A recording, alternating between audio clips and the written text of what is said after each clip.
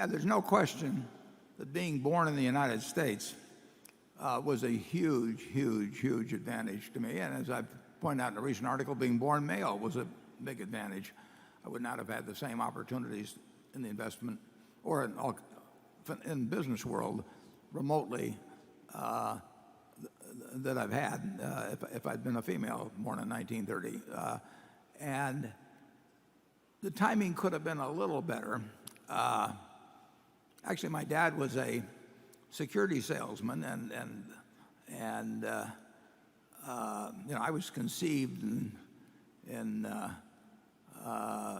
November 1929, and if you remember, the stocks had gone down dramatically at that time, and there really wasn't anybody to call on for my dad, and there wasn't any television at home or anything. So here I am, so I feel myself very lucky that the crash of 1929 came along.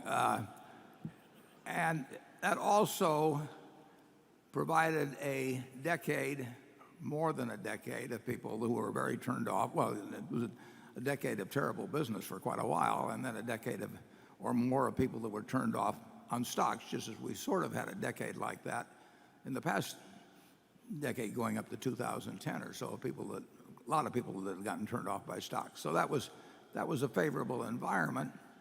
But the United States itself was an incredibly favorable environment. If I'd been born 5 years earlier, I probably would have made more money. But if I'd been born 10 or 15 years later, I would have made probably less money. But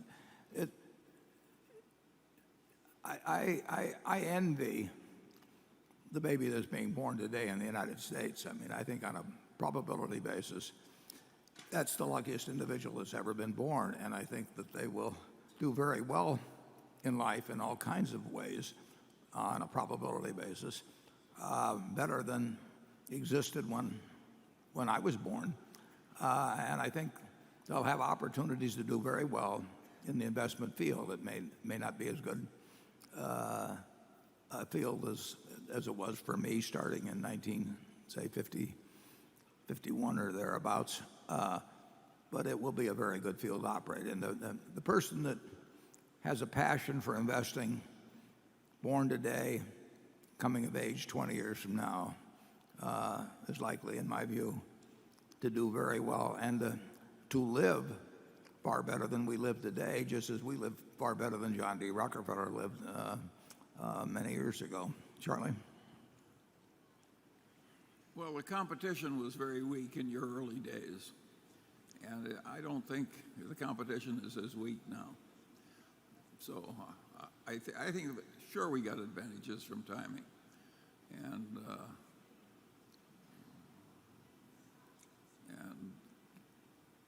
I don't think that means there's nothing to be done ahead.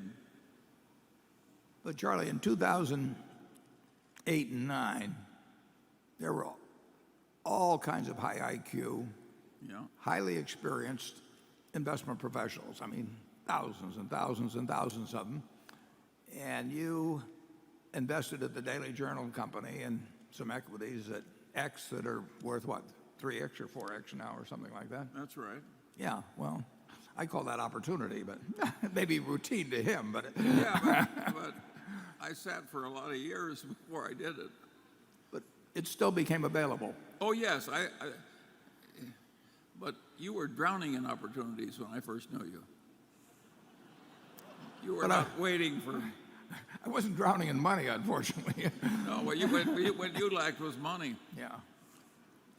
Well, now we got money and no ideas. Okay.